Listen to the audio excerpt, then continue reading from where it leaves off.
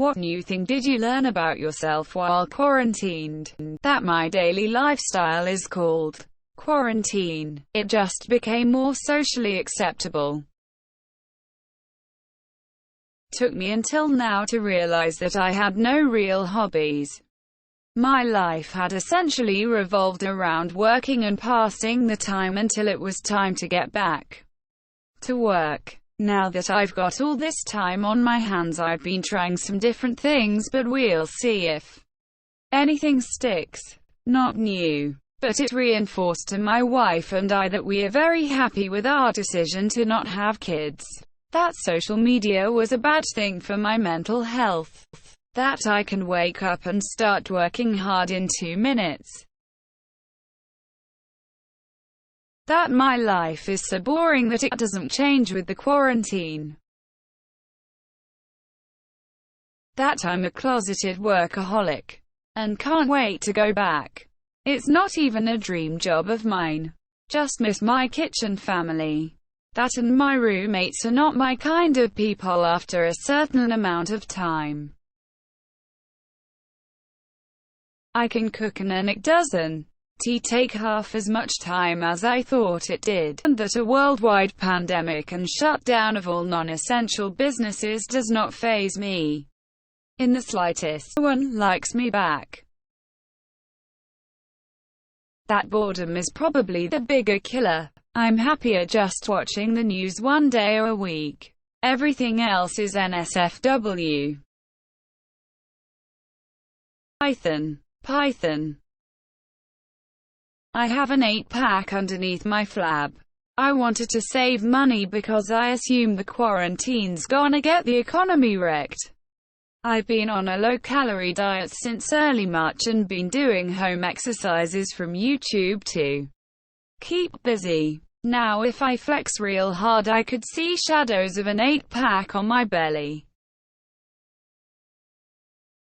And I could never share a cubicle. That I like playing GTA 5. I will be gutted when I completed it. I've noticed the airplanes not taking off and flying overhead more than I noticed when they did. And I don't like the quietness. The home with my family is the best place I could ever be.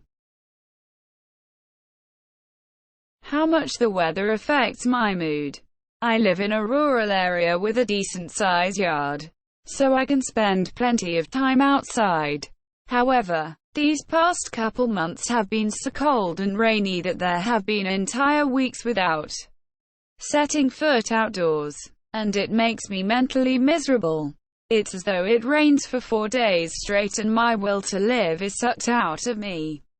I guess with normal everyday life going on I never really noticed. But now I definitely do. I found a threshold for masturbation quite early on, whereas before I thought I had none. I really like to be challenged with new hobbies or goals that I set for myself. I am far more patient than my wife when it comes to the kids. I have a job that is easily convertible to WFH. In fact, our overall billing to clients went up 11% during the quarantine. That being said, I am absolutely not suited for WFH. 2 things.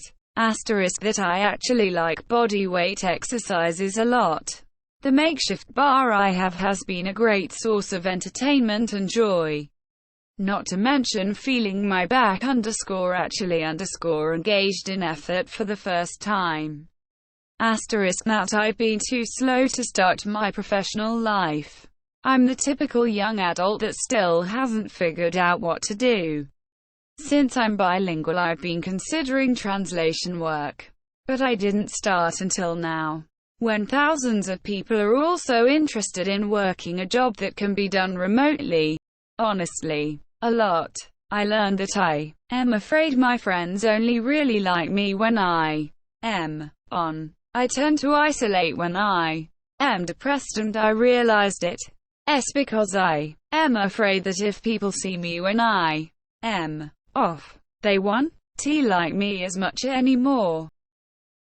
That my ADHD is almost unbearable at home. Happiness is a choice. I can't study at home. I have a family. There are some small people running around all day that apparently are my children.